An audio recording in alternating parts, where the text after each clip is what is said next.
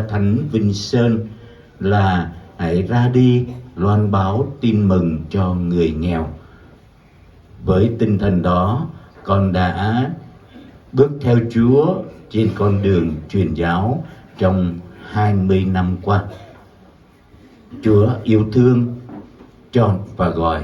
Và ngày hôm nay, Chúa lại đặt để con nơi vùng anh em, vùng núi, vùng cao này. Xin Chúa cũng như nhờ lời chuyển cầu của cộng đoàn của chúng ta, giúp cho con luôn có được một tinh thần hăng say nhiệt huyết trong công việc phục vụ Chúa, loan báo tin mừng.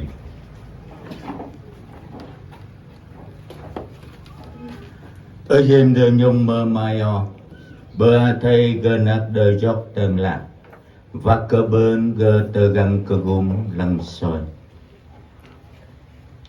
In nhâm tầng tờ nghi bạc giang, Có sẽ kê có chắc là ghi em đi, ở em nghe trong mơ mai o, ở đi sang nhờ đơ gà, bằng căn tờ hào, bằng căn tờ hà, bằng hạ bầu tờ bằng mơ hàng tu. In đi, ra, còn ác đi sang tăng.